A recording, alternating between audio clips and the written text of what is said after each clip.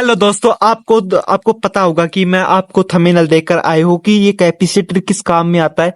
यानी कि कुछ इस प्रकार का कैपेसिटर, और यहाँ पर बहुत सारे कैपेसिटर है। देख सकते हो दोस्तों, आपने देखा होगा कि यहाँ पर कोई पावर सप्लाई होती है या कोई ऑडियो एम्पलीफायर होती है, तो उसमें लगभग ये कैपेसिटर लगे हुए होते हैं। यानी कि एक छोटे छोटे बॉम्ब बोल सकते हैं, यहाँ पर इसे पटाखे बोल सकते हैं। दोस्तों मैं बात करूँ तो ये पटाखे ही है, क्योंकि इसमें अगर हम इनकी वैल्यू से ज्यादा अगर इन्हें पावर सप्लाई दे दी जाए तो ये फट जाते हैं, यानी कि विस्फोट हो जाते हैं दोस्तों। और दोस्तों मैं अगर साथ में बताऊं, अगर हम इन्हें गर्म कर देते हैं तो भी इनका जो अंदर का पेस्ट होता है वो बहुत ज्यादा गैस उत्सर्जित करके ये इन्हें फाड़ देता है, यानी कि पटाखे की तरह वर्किंग करता है, एक बम की तरह वर्किंग करता है दोस्तों। तो दोस्तों मैं इनका कार्य बताऊं, कहाँ पर इनका यूज होता है, और साथ में बताऊंगा कि इनका ज्यादा से ज्यादा कहाँ पर यूज होता है। तो आपको पता है लगभग सबसे ज्यादा सभी जगह पर इसका उपयोग होता है। तो दोस्तों मैं आपको बताऊं, सबसे ज्यादा इसका एसी लाइट में की जाती है, क्योंकि एसी लाइट रेगुलर नहीं आती है, यानी कि come down come down come down आती है। और डीसी में आपको बताऊं, मान लीजिए डीसी 5 वोल्टेज आ रही है और हमें एम्पियर बढ़ाने हैं, तो एम्पियर बढ़ाने के लिए इन कैपेसिटरों का यूज लिया जाता है। लेकिन एसी के लिए हमें वोल्टेज बढ़ाने के लिए काम लिए जाते हैं, क्योंकि एसी में रेगुलरिटी नहीं आती, यानी कि कम डाउन जिससे ज्यादा फ्रिक्वेंसी बन जाती है और अपना जो उपकरण है वो जल सकता है। और दोस्तों फ्रिक्वेंसी कम करने के लिए हम इन कैपेसिटर को यूज लेते हैं, जिससे अपना उपकरण रेगुलरिटी वर्किंग करता है। क्योंकि अगर मान लेते हैं कि अगर हमारी एसी लाइट कम डाउन आती है तो अपना उपकरण जल सकता है, और साथ ही वो जलने के साथ साथ खराब तो होगा ही है। और उसमें से यानी कि जो कैपेसिटर वगैरह जो भी कोई उपकरण होगा, उसके अंदर की जो मशीनरी यानी कि जो होगा सिस्टम होगा, वो जलकर राख हो जाएगा दोस्तों एक छोटी से उपकरण उस पूरे उपकरण को चलाने की निर्दिष्ट करता है। तो दोस्तों आप देख सकते हो कुछ इस प्रकार से इसकी वर्किंग होती है।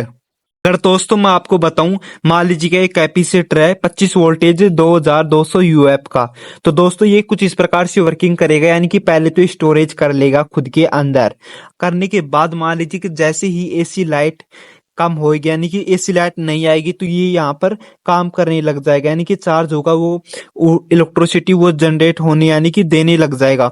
और जैसे ही वो आएगी फिर से चार्ज हो जाएगा, फिर से खाली हो जाएगा, यानी कि अप डाउन होता रहता है। कुछ इस प्रकार की इसकी मैग्नेटिक यानी कि एक मैगजीन इस प्रकार से कुछ कार्य करता है दोस्तों ये बहुत ही छोटा होता है, और इसके अंदर का पार्ट मैं पहले से बना चुका हूँ कि किस प्रकार का इसका अंदर का पेस्ट होता है और क्या कौन सा पेस्ट होता है दोस्तों। और दोस्तों जो अपने कूलर पंखे में कैपेसिटर आती है वो कुछ अलग प्रकार की होती है, लेकिन मैं बात करूँ दोस्तों वे भी कुछ इसी प्रकार से कार्य करती है दोस्तों, लेकिन थोड़ा सा अलग करती है दोस्तों इनसे। दोस्तों ये ज्यादा से ज्यादा मैं बात करूँ यानी कि डीसी लाइट में, तो दोस्तों ये सबसे ज्यादा ऑडियो एम्पलीफायर में उपयोग लिया जाता है, यानी कि जहां पर डीसी का यूज होता है। मान लीजिए ऑडियो एम्पलीफायर में क्या होता है दोस्तों, हम दे रहे हैं इसमें 12 वोल्टेज, और अचानक से ऑडियो एम्पलीफायर को चाहती है कितनी 25 वोल्टेज की लाइट। तो दोस्तों ये स्टोरेज कर लिया, स्टोरेज करने के बाद जैसे यानी कि 25 वोल्टेज की इलेक्ट्रिसिटी उसे क्यों जरूरत होगी, मान लीजिए कोई बेस आ गया यानी कि कोई धमक आ गई है, तो उसकी पूर्ति करने के लिए उसे 25 वोल्टेज चाहिए।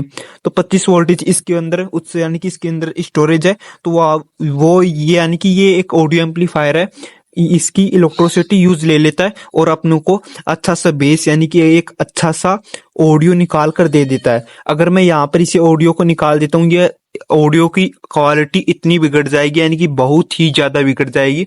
लेकिन अब तो दोस्तों दुनिया में इससे भी छोटे कैपेसिटर आ चुके, जो दोस्तों मैं अगले वीडियो में बताऊं किस प्रकार के कैपेसिटर होते हैं दोस्तों। तो दोस्तों अगर आपको वीडियो पसंद है तो वीडियो को लाइक कर देना और चैनल को सब्सक्राइब जरूर कर देना दोस्तों। मिलते हैं अगले वीडियो में, तब तक के लिए जय हिंद जय भारत।